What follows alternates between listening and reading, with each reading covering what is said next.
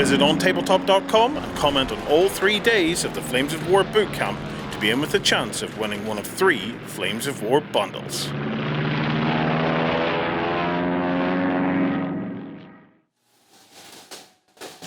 Yo, Warren. It's Sunday. What are you doing? Tidying, lads. So, the time is now 8:59. I have been in since 6 a.m. because yesterday I played a game of Flames of War and Rob killed my 3 Panzer IVs like that. And I thought to myself, I can't have that. So I came up with a plan. And it's something I've been itching to do. Come to you see this. Follow me. So, I've been in hobbying all morning. And I'm going to psych out my opponents today. Because I have built Vril Panzer Squadron. So check these out.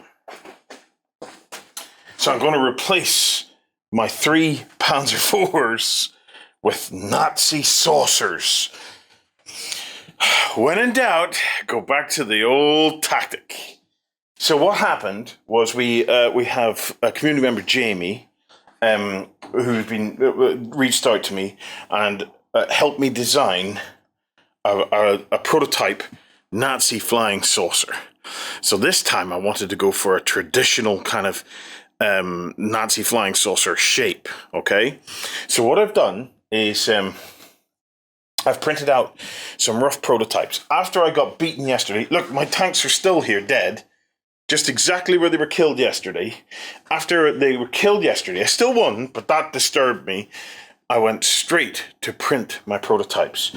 So the slicing and stuff is all a bit off at this stage, so we're going to rework how the models are sliced so that we can get a better finish. But you know what? It was enough for today. So I set them to print yesterday, came in early this morning, grabbed them, and then was sanding them down to try and get the 2 halves to join together. Then desperately trying to fill gaps and things like that with green stuff. What a pain in the ass that is. After I filled the green stuff in, I then primed them with the Citadel Zandri dust. Then it was just a case of I did a bit of a pin wash with the Army Painter soft tone. Then just did an overall wash with the Army Painter soft tone just to kind of tie it all together. And then gave it another dry brush of Zandri dust or whatever to lift it a little bit. Then just painted some of the little details and put my little dude in.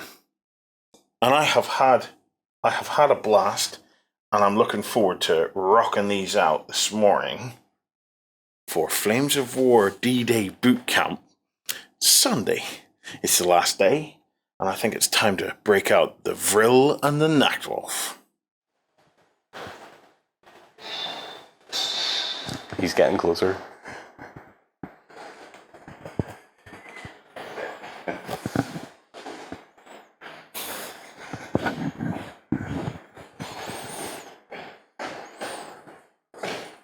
Morning. There it is. Carry on. Good morning and welcome to the last day of the Flames of War Bootcamp. There are still prizes available for everyone, so get your comments in for a chance to win those. There's also going to be a live stream at 12 o'clock BST. That'll be with myself and Chris and Phil and... Wayne, I think, from the New Zealand studio. There you are. So we have plenty of stuff that's going to be going on today. Everyone inside the hall is slowly waking up, gathering a little bit of coffee, injecting themselves with some wake-up juice, all sorts of crazy stuff. And they're getting back into a little bit of hobby before they start kicking into their games for the day. So let's travel on through. Morning. Good morning. Martin's German army out on the table. You can see everyone's already in here, busying themselves, preparing for the battles for the day. Warren, do you want to come over and say hello? I'm picking an opponent. How did your game go yesterday? I won, of course. Now I heard you lost your tanks like that. Yes, and I have a plan, but you already know this. So, Oh, well, there you are. Today I'm going to fight on the city board. Yeah. So I'm just getting an opponent. I desperately want to fight Martin, but he's got Germans as well. So it'll be a bit of blue on blue if we do that. But Well, could it not be? he can borrow Americans, but the thing is, his Germans are so nice because he sat and he painted them all up. I feel guilty with him not getting them on the table, but at the same time, for my plan to work, I have to play my Germans. Well, how about you just call your Germans Hydra, the forces of Hydra? We could do that. They're trying to get rid of the heretics. Yeah. There you go. Do that. I'll leave you to it. All right. So don't forget, guys, bundles to win. Live stream at 12. I'm going to let everyone else wake up and prepare for their day, and I'm sure we'll be coming back with loads of little videos here and there throughout the day and just see how everybody's doing. Anything you're looking forward to today? I'm looking forward to seeing what Warren's going to be pulling out of the bag, because I think there's something there that he's got an idea for something. We already know. And then I'm more excited to share some of the news we've got for this live stream later on. So yeah, it's really important that people tune in for that one. So they can... really interesting news coming up with that, and that's what I'm looking forward to as well, because I know a couple of things and I'm like, I can't wait. We can't say anything at the moment. We can't say a word just yet. So no, not a thing. Anyway, guys, don't forget to tune in to the live stream at 12 p.m. BST, British summertime. I hate the GMT BST thing. Anyway, guys, get your comments in below for a chance to win, and we will see you again very soon. Visit OnTableTop.com and comment on all 3 days of the Flames of War bootcamp to be in with a chance of winning one of 3 Flames of War bundles.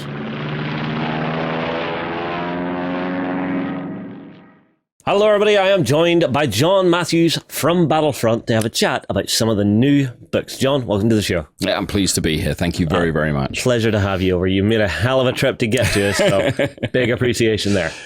Right, brass tacks. We have 3 books in front of us to look at. Which one are you feeling for this video? Well, seeing as it's close to me, let's start with Colours of War. All right, pass it here. So what exactly is the Colours of War book? Colours of War really is the book that just helps you through with painting your armies. Mm-hmm. The big difference to this one versus the Art of War, which is the older version of it, is this one also has Team Yankee in it. Ah, I see. So you've got lots of stuff in here. So you've got some preparation tools, advice on that, how to actually work with some green stuff in here as well, which is nice. We've really tried to put in, if you can think of needing to do it, we've tried to cover it in here as much as we possibly can. And then do you go through different camo schemes? Yep. For each nation, it's got the paint schemes that they will be using set out in the sections. So as you can go there, it helps you with the tracks, putting on the decals, anything again that you might want to, plus some advice on if you can't think of what you want to paint it, here's a colour scheme that you could possibly use. And then you've got a full list of colours in here. Yes. Is there a particular range you would recommend people use for painting? Yes. I would say that the best colours on the market are Vallejo. They have been around. They have really put their time and effort into matching historical colours. There are other paints that do as well, but at the moment we are definitely with the Vallejo range, which is what is recommended in this book. Yeah, now I always love these things, even just for something to have on the coffee table. If I'm just sitting at home waiting on someone to turn up, I'll pick up a book like this and just have a little flick through, even just for a little bit of inspiration. And that is really one of the aims for it, is absolutely, you just might see a colour scheme on a tank that you hadn't thought of, and suddenly there's your new answer for your army. That, and it's great for just giving you ideas for techniques that you've never maybe tried before. Because like one thing I always do, so I have a very simplistic painting scheme whenever I paint anything. So I do color prime, block out my colors, give it a wash, and I'm table ready. But there are some models out there that you just look at and go, I really want to do a little bit more to that. So having something that's going to give you a little signpost there, definitely worthwhile having. And helps you with the bits that could be, you consider difficult. So for example, I actually suffer with washes, especially on flat surfaces. I know, puddling. Yeah, and exactly that. And then seeing it and going, oh, right. And then finding out what I might be doing wrong, or actually just helping you over that step of, no, do it this way, spread it rather than blob it, or whatever the hint might be. Yeah, this is something I've spoken to the guys about a lot, is whenever we're in the gaming industry, whenever we're playing games, I can build the models. They look fantastic. I can put them on the table and make them do incredible things. Can I paint them to the box standard? Not yet, but I need to put the work in for it. Yeah. I think that's the key. Yeah, I think it's also is the element of rush. Is, suppose in modern days, everybody's trying to rush to get there. Well, modeling and hobbying takes a bit of time. You know, seeing your clientele here, you're looking at it, and it's great to see that you've got youngsters, one I was just chatting to, 16. And interesting, you know, I'm talking to him with 40 odd years worth of hobby knowledge. Yeah. And the things that he hadn't considered yet, where you just go, no, use your scalpel knife this way. Yeah. And you can just see it as a revelation on, I'd never thought of using the blade like that. Is that the blonde one? No, the little dark-haired one. Oh, that's Ethan. Yeah, lovely little chap. And again, just being able to pass on some of the knowledge is what these books are all about. Is, if you think of education, a lot of it comes down to is passing on the way that you learn, is demonstrating, doing this, and then those people learn it way quicker than I did. I always joke and boast that I have 27 scars down this finger because I've cut myself so many times going, well, if I can pass on, no, you don't cut towards you. Maybe I'll save somebody only having 23 scars down their finger. Job done.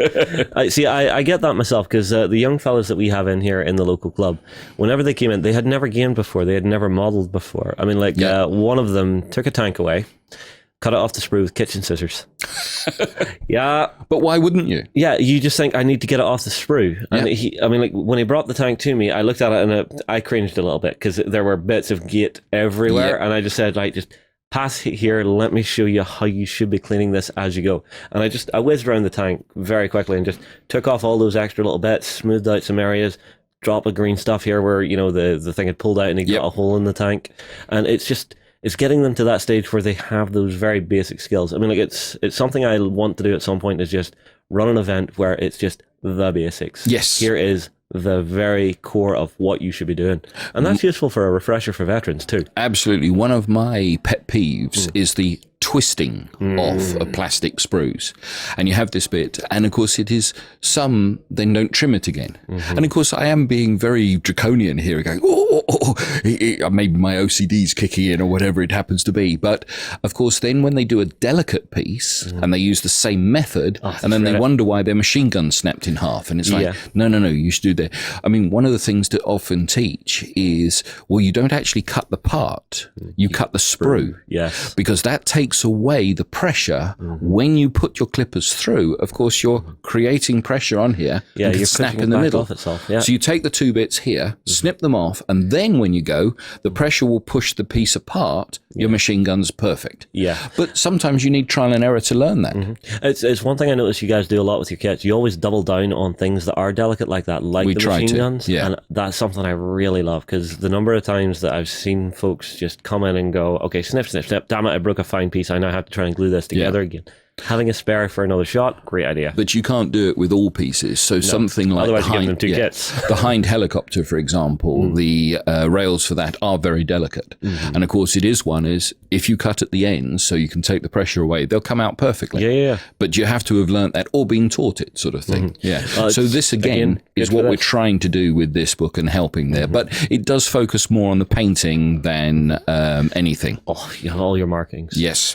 I love this, because I have tried to do some historical stuff before, and I always get caught out on the markings, getting it accurate, getting the right unit markings, getting the right even command markings. So having a guide to that is very useful. And of course, you know, to scorn some people, of course, you will always meet that chap in a tournament or something that will then tell you that you've got all your tanks wrong. Well, this is something I've discovered with historical stuff, is for some people, their enjoyment, their love of it is discovering the absolute pinpoint accuracy of how it should be. Absolutely. And there's nothing wrong with them being annoyed whenever, you know, they're not getting their fun their way. I mean, like, obviously there are some places on the internet where people get get really hammered for it, and I dislike that. But if you're enjoying it together, let things go, is what I would say. Well, we'll talk about it a little bit further when we get into the army list books, because, of course, that is, I think it's an industry standard saying now that it is the hobby, not your hobby. And that applies to us and other game systems. Yes. And, of course, you have always got the give and take of if you have one of my particular irritations is the Pink Panther army. Is I see it about, I would say twice a year, and it always comes up with a chap that thinks it's unique. I've painted all my Panthers pink, and yet yes, I've only seen this 8 times, but carry on. But of course, what he's not taking into account is if you are a chap or lady who is very much into representing a historical force, you are now actually forcing that person to fight your Pink Panthers. Yeah, well, there's a certain social contract whenever you come to the table for a historical game. Yes. You and your opponent both need to make sure you both understand what you're wanting to get from it. Myself, personally, I don't do this regiment from this area, from this battle line. I go a little bit more Hollywood with my stuff. Yeah. So that allows me to have a lot more flexibility in what I build on a list. But obviously you're going to have someone look at it and go, well, no, you shouldn't have had that big unit of tigers there. They weren't fighting here. But that's just the give and take you have between gamers. Yes. And of course, if the worst and the best is tournament play for this, is because, of course, you can't predetermine too much, though again we'll talk about this a little bit further, is if the TO says it is full historical list, you and I would have to bend. And then sometimes, of course, if there isn't that restriction, I feel historical should bend a little bit and go, it is only a game for today. Nobody's really dying. The brave gentleman who did that, well, they did that for really freedom. So let's keep that in mind. It's why I can understand some of the more historical minded folks getting a little bent out of shape for it, because for them it is a representation of something that's very serious, very close to their hearts. Yep. But I mean, it's at the end of the day, we are playing by soldiers. Yeah. But again, coming back to here is that's what we would really hope, is that this helps you there. Because again, I think if you are taking that time and effort to represent your army in a World War II era, which we are, then making sure that your markings are as close to as how you can get them to be correct is good. And again, any help we can give there, we will. Yeah, well, I mean, for me, it's always nice because it gives me those signposts, because I always get lost whenever I'm trying to do this kind of thing. And then having just a resource that just signposts everything instead of trawling through every end of the internet where you might find anything. Yes. Makes it a lot easier. Yeah, absolutely. Anything else for the book? And just you just seen, and then, about halfway through, it goes into Team Yankee and the Modern Era, which again does the things, but I mean, some of this particular one, I think this is called the Berlin paint scheme, is just phenomenal. I couldn't paint that myself, but I would love to be able to.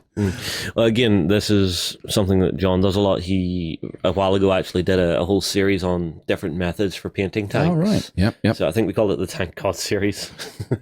Cool. But there's always ways and means, and there are so many people out there doing tutorials online. Go to YouTube, just hunt down Flames of War painting tutorials. There are some fabulous painters out there, and some of the work they do just blows me away. Yes. But a lot of them are really great at actually showing off how that technique's going to work for you. Thank you, John. No, thank you. Oh, no, it's always a pleasure.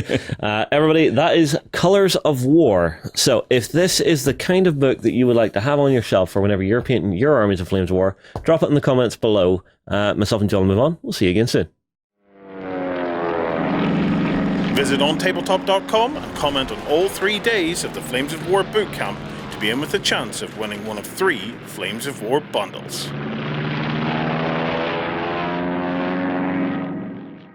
Hello everybody, welcome back to the bootcamp, and I'm stood here beside Warren, who is going to have a little bit of a city fight here with Martin. Yes. But you have decided to go Germans on Germans, haven't you? Yes, well, Martin believes we've went Germans on Germans, but what has actually happened, what he hasn't realised, is he has come up against the Vril. So the the Vril have this thing that, if you need to be like really German, okay? So, and they've heard that these Germans are a wee bit cowardly, okay? So they may not be, but they've heard that they're like cowardly Germans. So the Vril have come on force and are going to give him an ass kicking and take him out because they're not real Germans, all right? You can join us and prove yourselves, or you can be annihilated. Yeah? Annihilated, right? And did I tell you yesterday that I got beaten? Well, I didn't get beaten. I won, but it's all his fault over there. This man here that has no peripheral vision and doesn't. There he is. He's looking at me now. Rob, come on over here because it's all Rob's fault. So I'm going to employ my psychological warfare. No, Martin, you're in on this as well. So it's after my disaster yesterday, where I lost all my Panzer IVs in one shot, I have decided to use some psychological warfare. So he's fighting the Vril, and you thought you were kind of fighting these, but you're not fighting these. Oh, no. Here we go. This is what you've got, man. So I have been so utterly destroyed by what Rob has done to me yesterday, that I have spent since 6 a.m. this morning preparing some replacements. Suitable replacements. So the Vril are now out in force. So completely historically accurate. They're perfect in and around buildings. It's historically accurate if you watch the History Channel. Rules-wise, Martin, don't panic. They're exactly the same as Panzer IVs. They're going to fall out of the sky. But yes, so we're going to have a little bit of a go at this. Are we ready, Martin? Yes, we're good. We're ready to go. So, I knew the pulp wasn't far away. You just had to smell the air and you could see it coming a mile off. So don't forget about all the prizes we have available. Get your comments down below for a chance to win those as well over the whole weekend. And I'm sure we'll come back to this Pulp Fiction eventually and see how it's getting along. Anyway, until then, thanks for watching and see you again soon. Visit OnTableTop.com and comment on all 3 days of the Flames of War bootcamp to be in with a chance of winning one of 3 Flames of War bundles.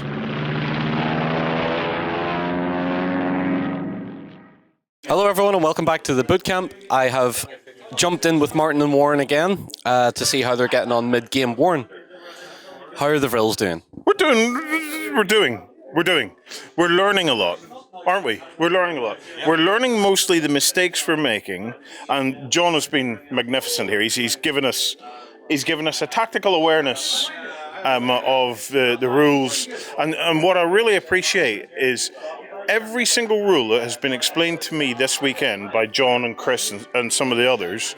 They've been able to state the real life background behind it. Yeah, so you're getting the rule and the reasoning for it. Yes. So everything, like at the start of the weekend, we were talking about armor, kind of like front facing and stuff like that. And then it was explained to me. I was wondering, well, sure, I'm practically on the side, but when you're at an angle on the side, you actually increase the thickness of armor that you're trying to cut through. And everything has been making sense. So in this turn, Martin has been playing aggressively, doing really well. He's killing lots of my stuff, pinning me. But we're learning about probably the core to this is cover. Understanding how cover works and understanding how to stay in cover, keep in cover, and you make cover work for you, because your guys, when they're out in the open, are seriously squishy. Yeah. Seriously squishy.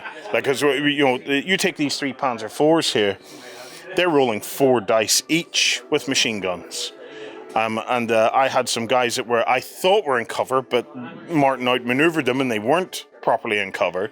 And before I knew it, 2 bases dead. Just so John's taking us through how to use buildings and various things and understand, like for example, this is where I'm just at the moment. I had these guys here behind these buildings. So I could have tactically just kept him in behind the building and maybe nothing could shoot me unless Martin outmaneuvered me again. But then equally, if they can't see anything, they can't shoot, and it's just a waste. So it's balancing up about getting them into the building so that they can put some fire down, as opposed to just keeping them back. But at the moment, I'm really enjoying it. It's the very, very insightful game for us. Even with our flying saucers, it's still a very insightful game for us. Well, I'm learning a lot. Martin, what about you? Yeah, definitely. And I think what you said about it's not rules for rules' sake. It makes sense. Like, I'm literally picturing it in my mind. So we had a building to building battle here. I've got my men in this factory over here, and they're shooting to here. And it makes sense that, yes, even if I'm hitting, well, my bullets are going through walls, they might be pinging off of things, so therefore I've almost got to hit again to make sure I actually hit the people inside the building, not just hit the building. And you can literally picture in your head how these rules work. So now I'm playing again and again, I'm getting more used to it, and it makes a lot of sense. So I'm really enjoying it. It's really cool. Isn't it nice to have that anchoring in the real world aspect of it? Because because the rules start to almost make a natural sense. Do you know what I mean? You start to think in terms of less in terms of rules and more in terms of what's happening on the battlefield, which I think is quite nice. I'm still a long way off it. I have no doubt, but yeah, I can see the journey. I can see the journey ahead of me. Loving it. Loving it. It's my first time with 15mm as well, and I love the scale of it, actually. I didn't know if I'd get on with it, but it feels really cinematic. The table, because you feel that much higher, it feels like this is a proper battlefield happening right now, and it's really cool. That scale has always had a thing for me. I like you, Martin, a couple of years back, or a few years back when I first got into it, I wasn't sure if I was going to get on with it, but it's because so much can go on the battlefield that it just tells a bigger story, and you've just so much more that you're looking out for, and it's great to have lots of the tanks roaming around. You just have a lot more going on, and it's great. It helps that Lloydie has done a great job on the tables as well. So yeah, they're fantastic. John, I'm going to bring you in here a little bit because I feel like you're a bit of a GM for these two. Yes, in this particular case, which does really lead them to be, I'm really sorry for you two guys. But so, it's just, again, going through is, I think there are elements that if you sort of impart the knowledge, it helps. So things like positioning your objectives is, because you are the ones capturing the objectives, it's amazing how many times people will put it in the worst place for them. So, having an objective which is outside what the enemy can then capitalize on is a sensible move. Phil told me, it was now 12 years ago when I joined Battlefront, is cover is your friend. And that is quite different to some other games, but once you get your head around that, it is literally a movement of always trying to minimize their ability to hit you. That's the best mechanic that I actually like in Flames of War. It isn't how good I am at hitting them. It is how good I am at avoiding being hit. So as you see on there, it says hit on a 4+, hit on a 5+. I would prefer my cards to be scribbled out and hit on a 7+, but nobody will let me do that. But once you do that, what you're doing is by using cover, now up to 5. Keeping in long range, up to 6. If you can get even more, definitely capitalizing on any tank that has to move to shoot you, which rate of fire 1 obviously gets the +1 there. Now they're hitting you on a 7. The chances of you taking damage are much, much minimized. And that's the way to avoid getting killed. So yeah, trying to teach them, and so far they're doing a grand job of it, other than those Panzer IVs right in the middle there. So no, it looks good so far. Yep. So everyone's enjoying it. You're learning a lot. Yep. John's watching how pulpy you can be. We're not bending any rules. They are literally just a replacement for Panzer IVs, but they are psyching him out. I'm getting to him. I'm getting into his head here. Seems good. We're going to come back again, I'd say, towards the end of the game, perhaps, and we'll maybe do a little roundup with you as well and see how it went in total. That's great. I'm just hoping that there'll be 3 crashed spaceships with loads of smoke coming out of them. I'm doing everything in my power to make sure that happens. All right, guys, thank you very much for watching. Don't forget to comment below for a chance to win all the amazing prizes we have available. Anyway, guys, thank you so much for watching, and we'll see you again soon. Visit OnTableTop.com and comment on all 3 days of the Flames of War Bootcamp to be in with a chance of winning one of 3 Flames of War bundles.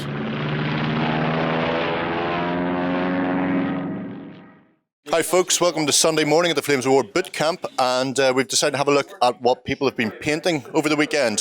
So we're going to start with Martin on the ground. You're one of the few who've actually painted everything here. I know some people have got full armies, but they brought them with them, the cheating gits. So what have you painted, and talk us through where it is and what it's up to at the moment then. Okay, so I've painted everything that's in the German side of the box.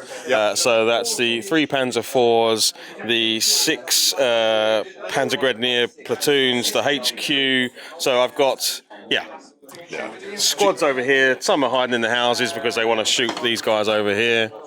My HQ's in the back here as well. My 3 Panzer IVs.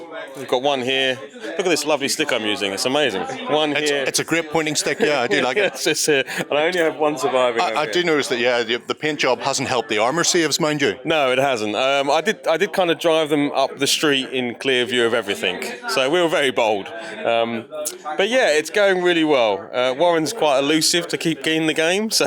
Yeah, you do need to shackle him to a table to keep him there. Yeah. But I have to say, what you've managed to get done with the army in such a short space of time looks really nice. I mean, the camo pattern on the Panzers really make them pop. The packs look great, and it's just a little touch of...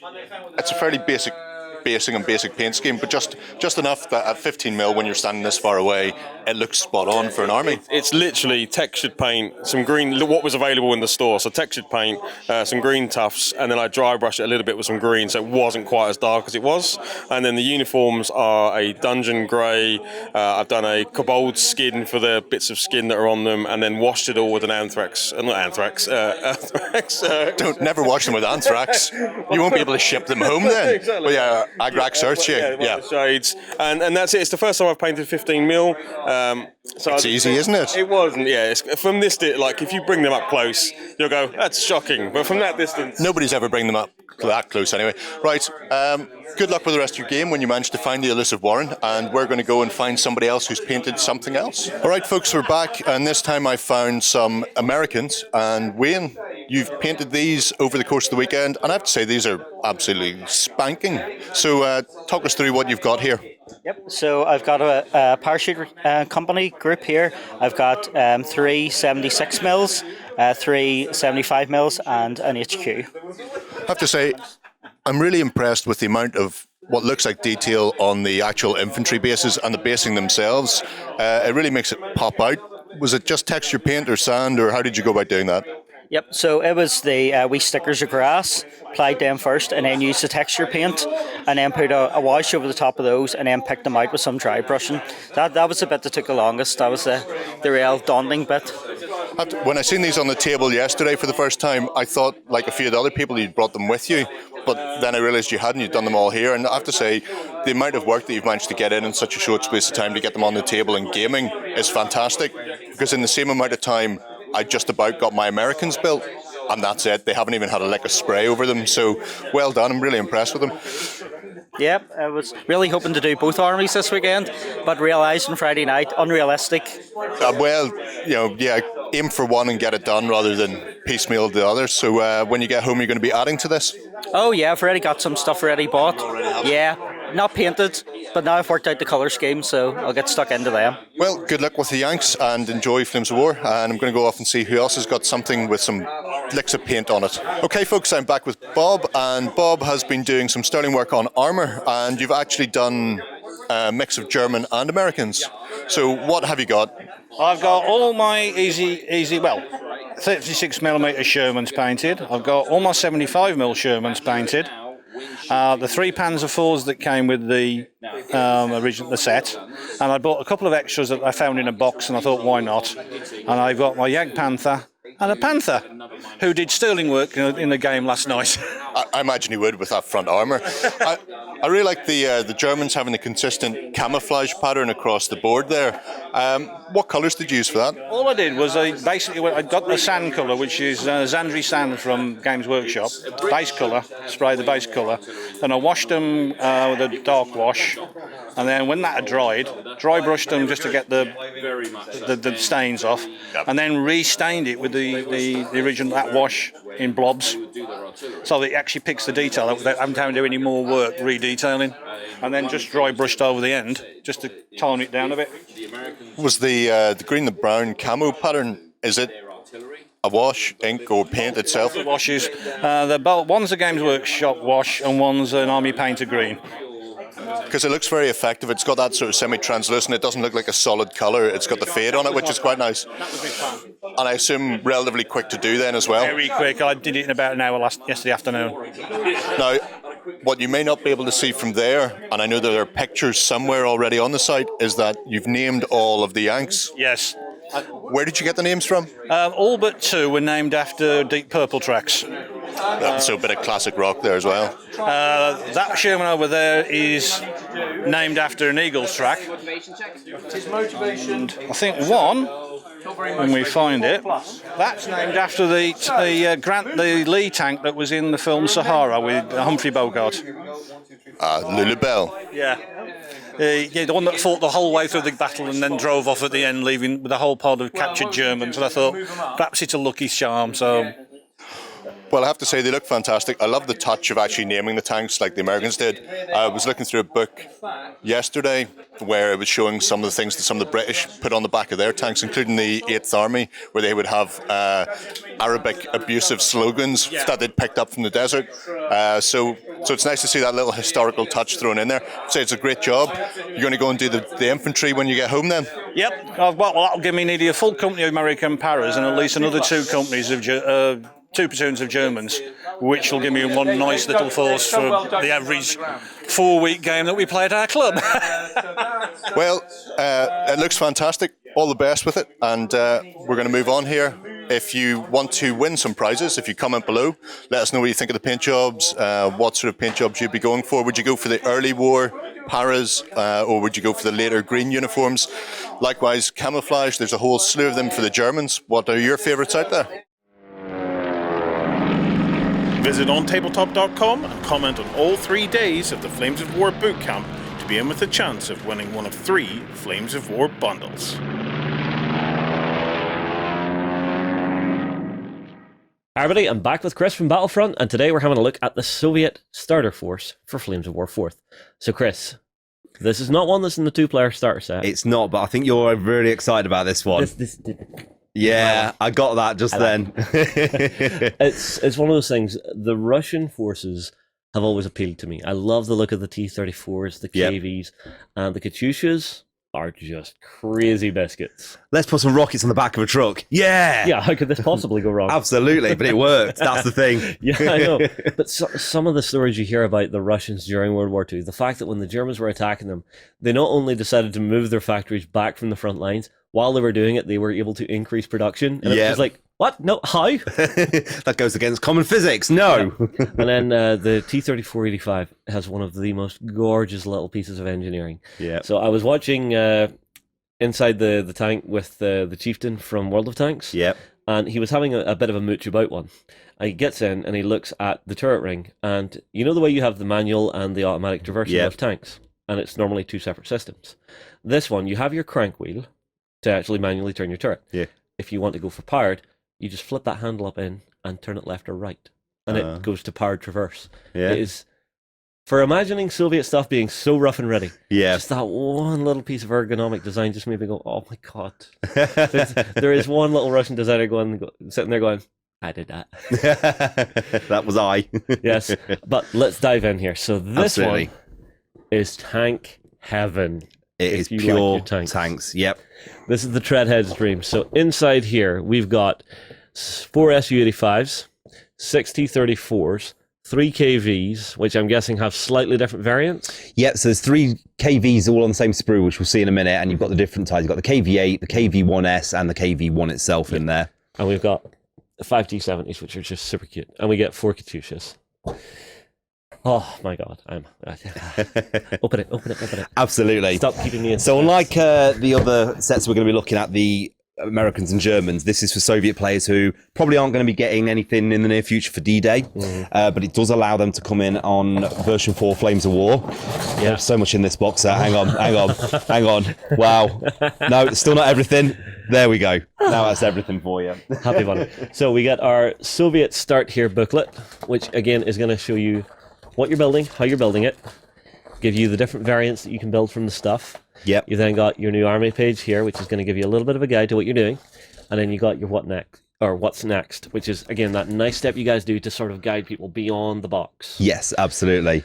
However, in this box, right, let's see what we've got, because there's all sorts in here. So let me give you your Katyusha first. Yes. So this is a beautiful piece of work. So you have the main chassis, you have your rockets, you have the rails for the rockets, you have the arms to actually hold them at the right angle, you've then got your main cab, you've then got, I think, is this part of the chassis? I think that might be the stoppers to stop it falling over at the back as they fire. You then got the front of the engine, and you've then got this little cross section here. I'm not sure what that holds up the rails at the angle that you can. So you can actually set the rail slightly at an angle if you wanted to using that. Now, one cool thing you guys have done, if you can see here, I'm not sure if you can see it, guys, but the wheels are already molded on here, which I think is a really interesting little touch. I don't know how you got that to work with those little undercuts in there. Whoever designed that one, I think it was Tim Adcock from the UK office, was on a blessed day when he did that kit. When that first came into us, we were like, how have you managed to do that? And the cab just fits on top. Hang on a minute. Yeah, he's a god anyway with plastics. And it's super clever. Yeah, this came out for me mid-war, so it's obviously a new kit, very, very new. I think it was literally came out last year. Yeah. And you can use it for late war, which is amazing for us. All right, T-34s. I think it's across these two sprues, if I'm right. I believe so, yeah. Let me just double check, but I'm pretty sure it is for you there. Yeah, because you got them all here, look. Yeah. All right, so we have upper hull, two turret variants for T-34 and T-34-85. You've got the lower hull, you've got the main gun manlet, you've got the exhaust, you've got your cupolas with your hatches. You've then got these, which I think are hull-mounted machine guns, and then you've got the other gun mantlet for the other turret variant. On the other sprue, we get our tracks, and then we get all of the tin work that's to go around it. We've got a couple of external fuel tanks. I think you've got your guns and your anti-ditching log in here somewhere. More hatches and spare track. Yep. I always love the fact that the Russians go to war and just stick a lump of wood on their tanks to get them out of a ditch. It's just like, simple Ivan, here you go. Yeah, how are we going to do it? Exactly. Yeah. Now, so obviously that's the T-34 track, which is the same tracks that you actually use for this one here for you. So this is the Su-85. It certainly is. So same track. Are scary. Now, you've actually got two top hulls here, so there's two variants there, yes? Yep, so I think it's the Su-85 and the Su-122, I believe, on there, actually. You've got your exhausts here. You've got your lower hull here. You've got these. I'm not sure what these are. I think these are fuel tanks. Yep, so they're the external fuel tanks, and they tended to take them in twos on the SU. You've got your gun attachment point here, some cupolas. And this, I'm not sure, is it a tow hook or something maybe that goes on? I think that's the other side of the gun mantlet, actually. So once you put the gun in, that just fits just on the other side as one of the variants on there. Yeah. And then it's the same sprue that actually gives you all of your tracks and your main guns then. Yeah, because essentially everything was based on the T-35 due to how successful it was. T-34. Sorry, T-34, Su-85, yep. Oh, I should know this by now. Yeah. And then we've got our teeny weeny T-70 here. So we've got our tracks, lower hull, upper hull, turret, top, lower turret, peg, exhaust, top of the turret, peg, and this looks like some kind of exhaust on the back. Possibly? Yeah, I think it's for the rear to put them together there, yep. Yeah. Oh, these are so cute. Oh, and you've actually got your gun molded. Okay, you guys are doing some weird things, which I quite like. But it works. Your mantlet and your gun are already molded together, so you're not fiddling about with a tiny little bit of plastic trying to get it in. Because of how small that gun is on the T-70, yeah. So it's all on there, you just stick it together. Right. So from the smallest tank, now I'll give you the biggest tank. Yes, give me the daddy. So this is your KV-1 sprue, which can make several different options. So we've got our main hull here. We've got parts of the engine deck for the different variants. Yep. We've got... now, I'm actually going to trade this out because I've actually had a gun mantlet pop out of this one, so give me a new... I was going to say, I think, yeah, that's it there, actually. I was just wondering where that come from. So we've got our gun mantlets here, upper, lower turret. And do both turret types fit on? No, they don't, because you've got 2 bottom turrets here. Fuel tanks here, and this... I'm not sure what these are. So you've got the 2 different types. You've got the KV-1 and the KV-1S. Gotcha. Yeah. And then we get our other one, which has our lower hull, our tracks, which have big, deep detail in there. Very nicely cast. Yep. We've then got more bits of the body. I think that's some stowage, a front, hull-mounted machine guns, and turret peg, and I believe this is just a couple of hatches. Yeah, and also on the first sprue, you'll see there's a flamethrower attachment for the KV-8 as well. Where? So just on there, I think it's the one at the front because it's got a flamethrower in the front.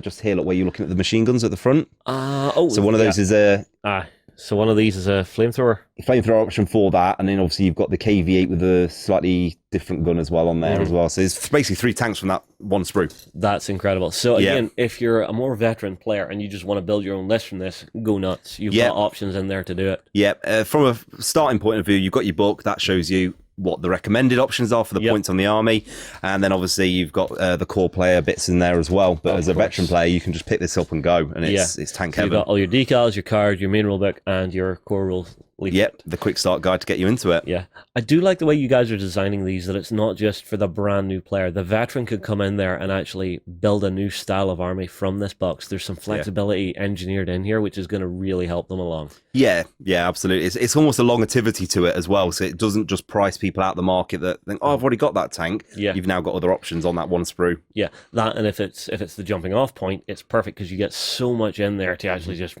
dive in and sink your teeth into it. Absolutely, yeah. Well, I mean, like, this is the one that would tempt me, I have to say, just because I love the Soviet stuff, and I'm very curious just to see what massed tank warfare looks like from the Soviets in the new edition. Well, we're gonna have to put these together then for you, I reckon, and get a battle going this weekend. Oh, put them together for me? I'll put them together myself. That's my favorite part of the hobby.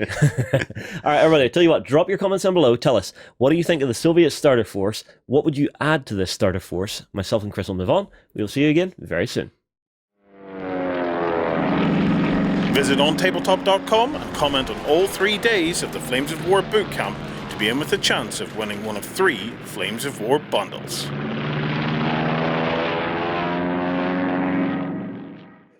So, Warren, you've played your second game of the weekend, and this one finished a bit quicker than the previous one. It certainly did. I didn't do any less running around and moving away from the gaming table, but Martin was devastatingly effective.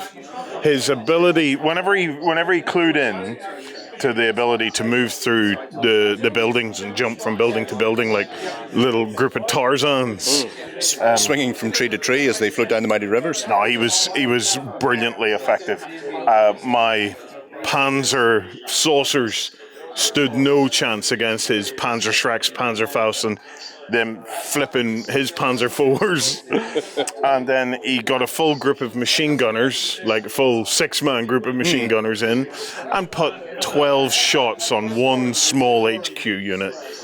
Took both objectives, wiped me out, and proved that he's proper German. He's proper German. So German efficiency won the day then, Martin? It did indeed, yes. I love the idea of blitzing between the buildings. So this layout was fantastic. And once I got that and was making every roll that I had to make to do the crossing over between the buildings, it was awesome. So very, very thematical. Yeah. Really House to house fighting in the French villages is always going to be nasty. It's very bad in Arnhem as well. Yeah. Especially once you've got infantry in there. Did anybody try to dig any of them out, or was it just a case that you just couldn't get near them? We didn't get to that stage. So we had reached the stage, like, for example, over here was an interesting one because he was dug into a church. So it was his objective. He was dug in there protecting it. I'd got my guys moved up, and really what I was waiting for was some Panzer IVs that were over in this area to move out of the way or to be dealt with, so that I could start to try and make a run, make a dash. Yeah. The big wide streets make for a real challenge, because here, for example, I had a Pack 40 that was gradually moving forward to actually start. What I'd hoped was I could last long enough to get the Pack 40 close enough to within the 16 inches. to start just laying down heavy fire onto that. It would take one base at a time, but I would be okay with that because what I wanted to do was gradually put them under pressure and then whittle it down a bit and then rush these guys out and see if I could get them across. But over here, he devastated me. I just couldn't. I just didn't have the tactical awareness until it was too late as to what he was doing, and it was brilliant. The Panzer saucers. They just, they freaked them out, but only for a moment. They weren't brilliant then for you? They weren't brilliant, no. Have I been thinking that all morning? A little bit. So it looks like your tactics work perfectly then, Martin. Onwards and upwards for this part of the Reich anyway. Yeah, absolutely. Yeah, I have no clue what I was doing, but it worked out well. Well, you owe me a game though. Yeah. No, wait. It's we were looking at the sheet, and there was no specific award he won, but he did get the kicked Warzone saucer's ass. So, Martin, if you did, okay. We're gonna go to the bottom. Here we go. Oh, what's this? That is the Hollywood Tiger, Hollywood courtesy Tiger. of Kelly's Heroes. Nice, brilliant. Thanks very much. Congratulations. Thanks, man. That was a great game. It was an amazing achievement. Don't ever doubt that. He's not just the whipping boy around here. Warzone knows his stuff. All right, folks, we're going to go off and see who else is lurking on the tables and have fun, kids. Visit OnTableTop.com and comment on all 3 days of the Flames of War bootcamp to be in with a chance of winning one of 3 Flames of War bundles. So I found a little bit of free time on my hands after the live stream. Hope you guys enjoyed it. So I thought I'd go around and do what I do best and annoy boot campers, because everyone keeps asking me to do more of that. So, haha. Martin. Hello. How are you doing? Great fun. Absolutely love. So I'm doing one last game with Jerry. We're in sort of the free play of the day now. We're all sticking with Flames of War by the looks of it. I've just had some really cool action down here about Jerry's teaching me about assaulting tanks, which worked amazingly. He doesn't look too happy about that. I don't think he knows. It's all good. But yeah, having great fun, just learning the rules, and then in my mind, thematically making it play out. And I think that's what's really cool about this. So yeah, it's a great boot camp. I've had an absolute blast. That's I'm awesome. Going home with a full painted army, which is nice, and I'm going to You've done well for yourself. So you're enjoying making all the cinematic moments happen and just getting into it. It doesn't matter so much about the history; it matters so much about what you can do. Yeah, that's how I'm not a historian at all, but for me, I can picture the great movies that are about this sort of this subject, and therefore when I'm playing the game, I'm almost playing a movie out in my mind of how this would have looked like. These the Germans coming over this cover to assault these tanks and that sort of stuff. I think that game really lends itself to just those moments, right? It's really cool. So long as you're not thinking about Battle of the Bulge as a good war movie, you're all right. Right. You're safe from me. Right. Victim number 2. Hello. Hello. Well, how have you found it? Well, I find it great. It's very different from other games I have played, especially because you have so many movement options. And also, if it's clear street, I'm mostly still play 40k, but it's very streamlined. Here, there's a more tactical depth to it, and cover is your friend. Yes. I was actually at this table in the church. I had infantry unit. They were in there for 3 turns, and nothing would bite them. We declared it a loss because I lost everything else, but they were in the church, and it's just great fun. Yeah. So you've been to a couple before. Yes, I've been, how is this racked up compared to other? Well, I think this is was really good because it was a little bit easier to assemble it, because 28 mil you have to put arms on, you have to put here that's it's just a figure you put on a base and then you're ready. So it's a little faster to get a game in, but it's been real fun. Yeah. So have you had more games here this weekend than you would have had the others? Yes. Yeah. I'm about to hopefully now when Warren finished to have a 4-play game here, and we had that really funny tank battle back there. That was hilarious. Even though I think I only had 5 minutes of play because my forces got destroyed all the time. Well, it's good. I'm glad you've enjoyed it. Yeah. You'll be coming back for more then. I will definitely be coming back again. Awesome. Come on then, Mr. My loyal cameraman. I think we should go and annoy John. What do you think? Yeah. John, can we annoy you? Okay, awesome. So just want to sum up a couple of things with you, because this is the first time you've been over with us and seen what a boot camp encompasses. How have you found it? Oh, it's absolutely rubbish. No, it's fantastic. No, it is from walking in the door, seeing the beautiful tables and the layout and the scenery and the well thought outness, and then finishing with this table down at the end, is you just know it was going to be a good weekend, because the prep and everything there just shows you how much time and thought has gone into the event. And then watching all the guys there who are putting stuff together, everything there from younger gentlemen to some gamers that have been playing for a long time and coming back into 4th edition, it's just refreshing completely. It was a real pleasure. And I think the big difference is I left at 9 o'clock at night from Maryland, flew in, landed in Dublin, drove for 3 hours, and didn't feel at all jet lagged because of the excitement of the area. Where having gone to the UK office doing the same trip, and by 4 o'clock in the afternoon I want to go to sleep because it's office environment rather than the excitement of gaming. Yeah. So yeah, absolutely fantastic weekend. Well, we'll convince you to come back more then, won't we? Absolutely, yes.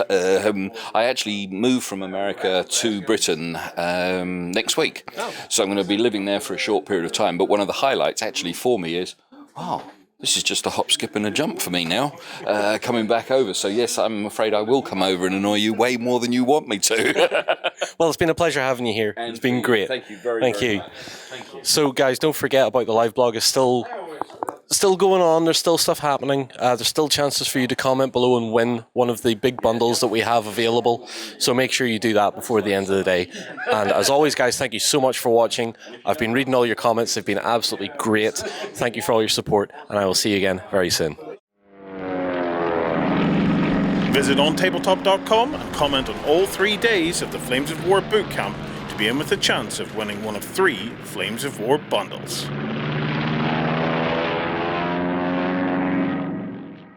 Hi everybody, I am back with Chris from Battlefront, and this time we're looking at the German starter force. Now, if you're someone who does not like the German force, your name shall also go on the list. Had to get a little bit of Dad's Army in there. Had to do it. It's out of my system. It's done. So this box has quite a chunk of stuff in it. We've got some of the absolute classics that we're all going to know and love. First things first, you get 2 of the big cats, 2 tigers. You're getting 5 Panzer IVs, 3 Stugs, 2 88s, some Nebelwerfers, your infantry, and some half-tracks. Yep. Okay, I'm going to let you open this. Yeah, absolutely. Let's see how much falls out of this one. So, yeah, once again, super tightly packed. How are they doing it? Your guys do it. I do like the fact that on the inside you can actually check who packed it with a little sticker. Yeah, I love D19. That pack is the best one. Oh, you don't even give them their names? No, we don't put the names on it. No. Right, there we go. So that's your German pile of goodness again for you there. Yeah, so first things first, we obviously get our German Start Here leaflet. It's going to tell you how you're putting everything together, what your different variants are. You've then got a little bit on your new army and a little bit on what to do your next steps with. We then get this mountain of stuff. Absolutely. So let's go for the biggest cat of them all first. Yep. This is your Tiger. Yes.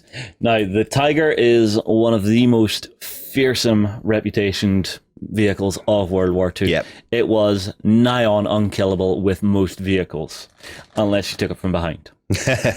So, we get top of the turret, we get sides of the hull, we get the front of the hull, we get, I believe that's the back of the hull, transmission, gun mantlet, back of the hull, we get both sets of tracks, and yeah, this thing, it's beautifully engineered, but it's over-engineered, which is the only way I can really describe the Tiger. They just put too much into it. We've then got some side skirts, that big idiot cannon, or is it a gun, is it rifled? I don't know. We've got some stowage gear here, some other side skirts here, so damage and not able to assume, lower hull, upper deck, bottom of your turret, cupolas, open and closed variants, and a couple of different models here, depending on which model of Tiger you're building. Yep. You've got some stowage here, you've got some spare track here, and that's a Tiger. And that's your Tiger. Yes. There we go. So this one's the Panzer IV. One of my favorite tanks of the German side, because it's, if they had only built these. Yes. If they had just went Tiger, no, that's fine. Mouse, no, leave it alone. Panther, no, I like the Panther, but they didn't need it. They did not need it. But the Panzer IV, we get the upper turret, lower turret, front and backs for the bottom of our lower hull here. We've got the Schutzen for the sides. We've got a gun here. We've got spare track here. We've got 3 variants of Schutzen. So we've got rough, clean, and not on. We've then got the cupolas. We've then got what looks to be the exhaust, part of the gun assembly mount for the turret. We've then got our upper hull and our tracks here, which has some gorgeous detail on it. Yeah, love the road wheels on them ones as well. Yeah. Yeah. Like I said, if they had only made these. It really was the workhorse, and the fact that it constantly was upgraded for the whole war, really. It was still fighting to the final days of Berlin, you know. So. Exactly. And it's got a nice feel to it. It's not super big and ridiculous like some of the stuff the Germans did. It does the job it was designed to do, and it did it pretty well as well, to be fair. So exactly. All right, so this is your Stug. Obviously, there's several different variants on this one as well. Yeah, so we've got 2 hull types here. Lower hull, 4 gun types, some machine guns. Interesting thing for the Stug, it actually had a radio-controlled machine gun on it. Yes, it was almost slave-linked to the main gun. Wherever it pointed, you pulled the trigger and off it went. Yep, we've then got our hull components. We've got the Schutzen for the side. We've got some spare track and some stowage here. We've got a couple of spare road wheels and just nice detail on everything. It's a technically flawless kit. It is. It's beautiful. And I know Warren still loves the Stug. Way back when he did his first tournament, he did his Nachtwurf. I think he's probably going to be stealing these for reinforcements for them then, isn't he? no, fair play to Warren. He has came a long way from his desire to do pulpy stuff in history. He's actually getting into proper history now, which is really nice. Yeah, he's even putting his Panzer Grenadiers out there together now, properly. Yeah. And everybody's how they should be. I was proud like a father. Yeah, Good man. yeah. Good man. All right, next up. This is your Hanomag, your half track here. Yes, again, this was a vehicle that had such utility to it. Yeah. There were so many different variations. So on the sprue here, we have the lower body, upper body, the tracks, more lower body here. We've got this. Ooh, what is this? So again, it's just for another variant. So that's essentially a cannon that they could put on the top of them, and it just sits on there and is a sort of an anti-tank half track, really. I see. Now, we've got different variants here for the different makes of it, because we've got tracks for later and earlier models on the sprue here. Yep. We've then got these, which are actually the engineering. Yeah, they were the variant. pioneers, the anti-ditch beaching. Yep. We've got our gun shields, spare tire, axles, guns, and it's just a really, really nice vehicle. Actually, no, that's not a spare tire. That's just a regular tire. Apologies. That's the I was going to say that's for the front axle. And the great thing about this is I actually found out the other day they actually put a 7.5 centimeter Pak 40 mounted on the top of it, and they fought in France in Normandy as well. And there was a German commander that had a whole armored troop of them, and he just went in for the kills, and he just went, "I've got half tracks, I can go on road, off road," and off we go. It's like, great, I want me one of them. Yeah. Right then, so this here is your Nebelwerfer, and this was one of the new plastic kits we had for mid-war. So we've got the main chambers here, the main gun carriage. We've got a gun shield here, because I'm guessing this you can actually put a gun on here instead if you so desire. Yep. We've got more components, more gun components, and we've got what looks like a rifle grenade launcher of some sort. I think it was, yeah. So basically, they upgraded it and put mortars onto the end of the rifle and just fired the mortars off. I see. It's a lovely kit. You've got lots of great options here for if you're an experienced player. There's a lot you can do with this one little sprue. Absolutely, yeah. And you get 3 in the box, so it really does make it nice. You got the Nebelwerfer, obviously, it's Pak 36 on there. There's all sorts. It's a really versatile kit again. Yeah, I always just say whenever it's a Nebelwerfer, it nerfs Rebels. It certainly does, and very well at it as well. There we go. So these ones here are your troops, your Panzer Grenadiers, as they would be, to go in the half tracks that we've already looked at. Yeah, so we've got guys with Panzerfaust, we've got guys with K98 rifles, we've got guys with MP40s. Not seeing MP44 on here. Is there one? I'm not sure. There might be one. There could be one, possibly. I can't see one at the moment, but they say with the Panzer Grenadiers, they were a lot more heavily armoured, so you're going to find there's more heavy machine guns and light machine guns as well. So yeah, I mean, like heavy machine guns and light machine guns are just awesome. Absolutely. And then we've got our sprue of specialists. So So these are the command teams and the Panzer Shreks here. Yep, so Panzer Shrek, we've got some commanders here, some yelling, some guys kneeling. Just a really, really nice little addition here to keep it separate and less confusing for folks. Absolutely. Excuse me. I've done a lot of these today. Well, obviously, I haven't got you working hard enough then if you're still breathing. I can rest when I'm dead. Absolutely. So this is your 88 again here. So very similar to the Tiger, but instead of putting it on a tank, so we've got our main carriage, we've got the arms to actually hold the main gun, we've got some shells on here, we've got some ammo stowage, we've got the main gun, we've got some arms to go out the side, spent shell casing. And then to go with your 88, we have got the soft plastic crew as well here. So I'll give you that for the close-up cam. Yes. So these are really, really nice because you've got the guy with his binoculars on there looking out, and obviously bits of crew for them as well. Yeah, I always love the fact that you've got, again, that little stages of what's happening. So ammo gets on ship, it gets loaded, guys sitting ready to fire, someone's actually taking the sighting to be ready to shoot. And the 88 was a terrifying gun for the simple fact that, well, I mean, like, wasn't it Rommel in the desert realized, wait a minute, big gun, tank. Big gun, tank. I know what we can do next. Flatten that out, take a shot, let's see what we get. Absolutely. And then we've also got this sprue here. So there's 3 of these. They normally come in a line. Ours is broken off the end of it, but it's 3 sprues for the Nebelwerth or the Pack 36. So you've got a few different options of crew. And obviously now that it's all in plastic, it costs a lot less to make, so we can offer more on the kit. So essentially you've got a few extra crew there for your bits box as well. Yeah, it's always nice to have those extras, because how many times do you do like a command table that you just, or a command team that you maybe want to add something a little extra to, so you could grab this little guy kneeling down with the binoculars to do like a spotter team or something. Absolutely, yeah, and it's good for artillery and anything like that.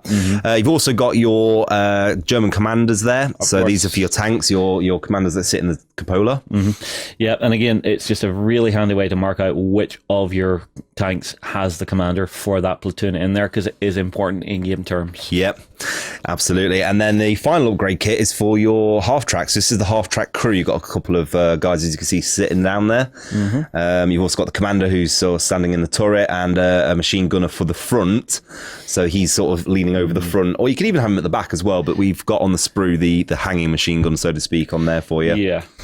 It's one of those things, some of the nations just at some point during the war, they just went, how many machine guns can we put on this thing? Hang as many as we can on it as well, yeah. Well, I mean, like, if the lad's flying. Absolutely. We also got our baggie with our core rules pamphlet, main rulebook, stat cards, and all of your transfers. Yep, and on there's transfers obviously for the Balkan crews, and you've also got the tank individual numbers, further making the tanks, HQ choices, things like that. So you can get really in depth with this kit as well again. Definitely. And there's enough on there for everything. Yeah, well, I mean, like, it's a great one if you're wanting to dive in deeply with the Germans. If you're looking for something more than that 2-player starter experience, or if you're saying, well, I know we're doing late war around D-Day, but I want to face my mate with the Russians, so I'll buy the German box, he can buy the Russian box, and we can have an early Barbarossa. Absolutely, and you're getting ready to go on that, and even in the later campaigns, because you've got the Tigers and things on there. So as a kit, this is really versatile. Again, it adds great to the Hit the Beach box set and the Fury box set. You've got the tanks from them that obviously all fit in. And before you know it, you've got a well over 100-point army, and then you've got a few options to play with all the unit cards. Not a lot else you need, really. Exactly. Well, Chris, thank you very much for bringing it in to show it off. Everybody, drop your comments in below. Tell us, are you going to be joining the German forces for Flames of War 4th edition? We'll move on. We'll see you again soon. Visit OnTableTop.com and comment on all 3 days of the Flames of War bootcamp to be in with a chance of winning one of 3 Flames of War bundles. Hi everybody, I am back with Chris from Battlefront, and today we're having a look at Fortress Europe and some of the stat cards that you're going to be getting for your new forces, because the new edition means you guys are updating all the rules, yeah? That's right, yeah. So mainly it's the points values of the models that we've got for the armies. So it's taking it from mid-war, where essentially a Sherman is really good, to late war, where a Sherman's not as great because you've got heavier tanks, heavier equipment to take it out with. So yeah, we're changing the points values, and Fortress Europe in a nutshell is the easy way to take your existing mid-war army and bring it into the late war, so that you can play the new edition. Gotcha.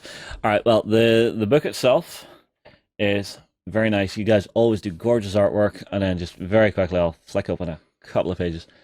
So we've got the nice map of Europe, and then you've got some of the actual background that's going to tell you what's going on, and then you can see you've got all your rules and stuff here, the way your different tank companies and stuff get put together. Yep.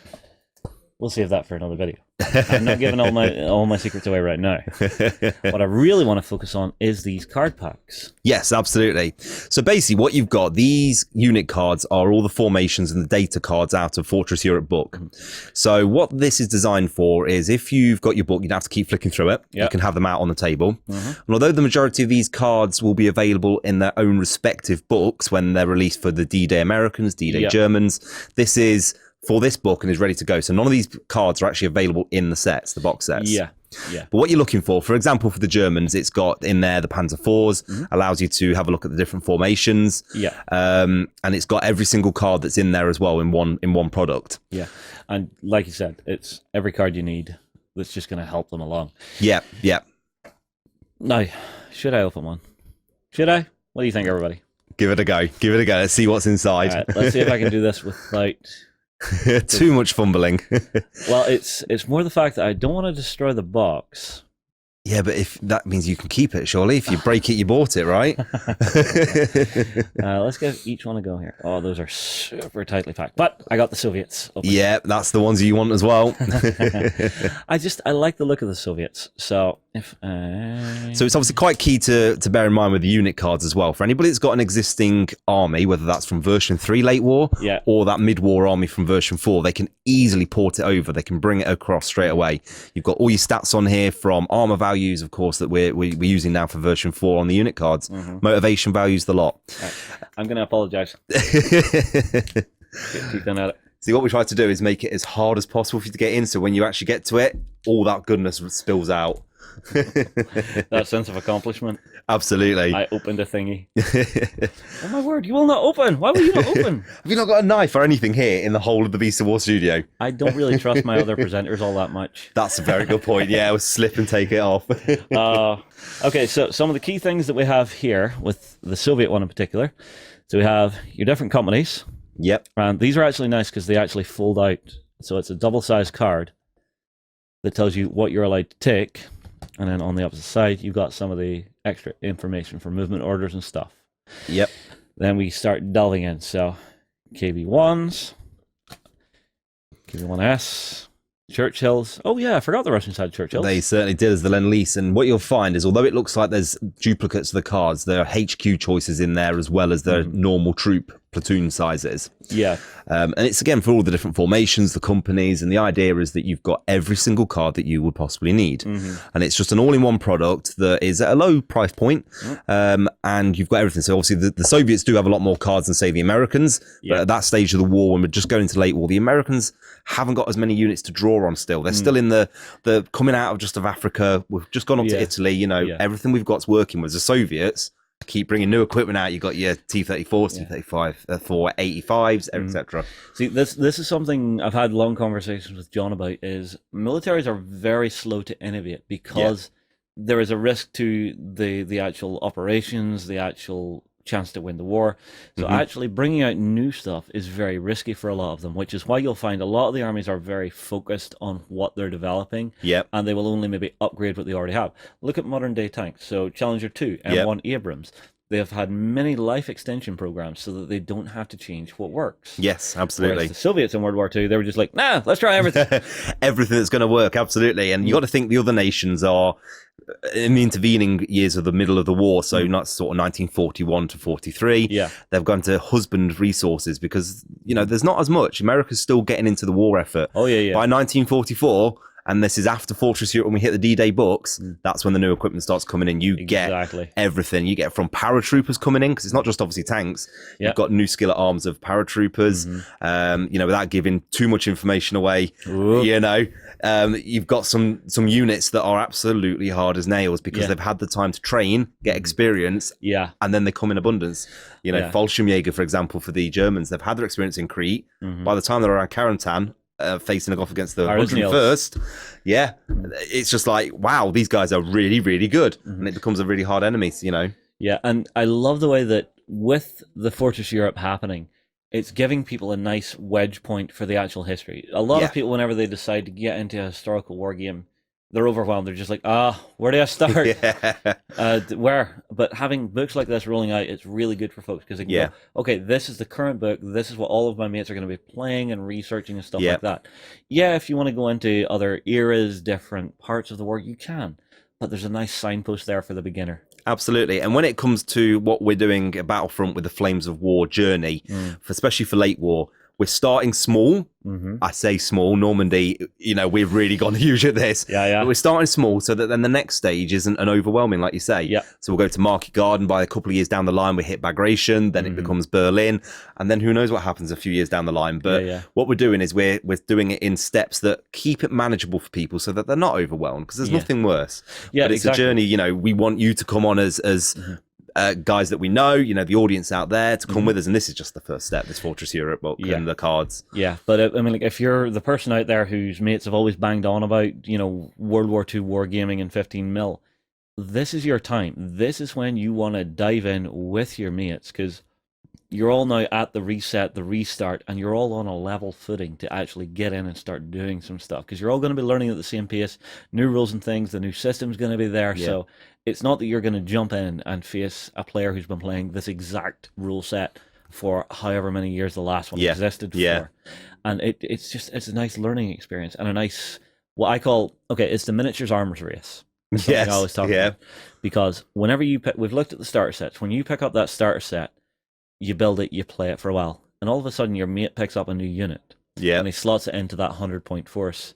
And so all of a sudden you're looking at the force going, what can I add to that? What can I change? What can I tweak? And to make life super easy, these unit cards are great, because you're just buying this pack of unit cards, you're flicking through, you're looking at rules, you're seeing what's effective against that.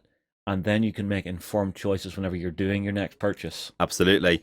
And, I'm not going to lie, some of the guys in the office have been doing that. And Laura in the office actually looked through the British cards, realised that the M10 Achilles, the 17-pounder version, was better than my American M10. And suddenly she's got 4 of them in the army. I'm like, hang on a minute, how does that work exactly? Oh, right, power gamer right there. We've created a monster. Well, it's one of those things a lot of people like to do. Army list building can be a lot of fun. Absolutely. And it's the nice thing about Flames of War as well. You can go super deep into the historical side of things. You can build the exact regiment from the exact battle location and say, okay, we're going to face it off and refight the battle from history.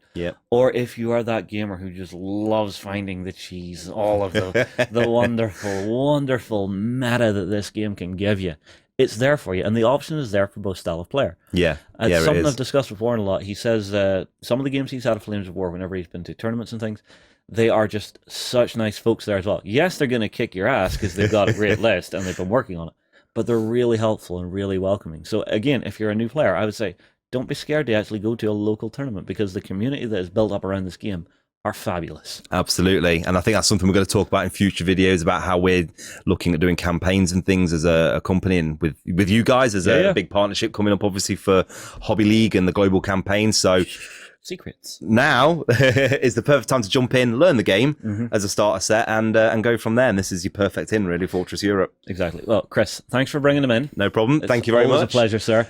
Everybody, if you are taking your first steps into Flames of War, I highly recommend you pick up the unit card sets, because they do just allow you such a great tactical flexibility of looking through and seeing what you can do. Drop your comments in below. Tell us what you think. Are these for you? We will move on. We will see you again another time. Visit OnTableTop.com and comment on all 3 days of the Flames of War bootcamp to be in with a chance of winning one of 3 Flames of War bundles.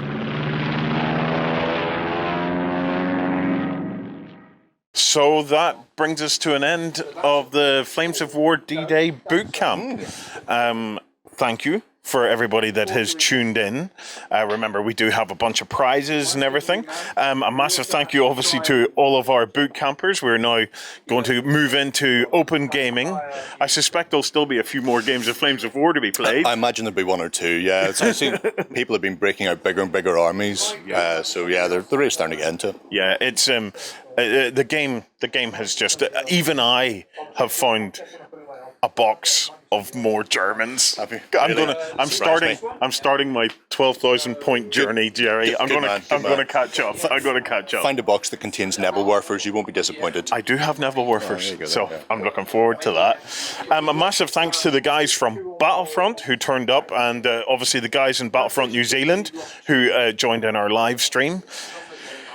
It's been a great weekend. It has. It's had a lot of fun introducing people to historics for the first time as well. Some of our local kids who've literally only got into the hobby within the past 6 months via GW and are now jumping into historics as well. So It's been a great weekend of hobby, a great weekend of gaming, but equally important, it's been a great weekend of learning about a period in time when the world lost its sanity. And we look around us today and we see a world that could potentially lose its sanity again. So maybe weekends like this and taking some time to remember feats like D-Day might remind us all to keep some sanity. Thanks for watching, guys. Yeah, we'll see you soon.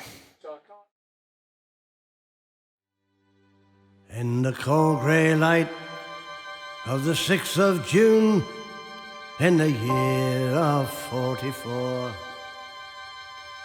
the Empire Lark sailed out from Pole to join with thousands more.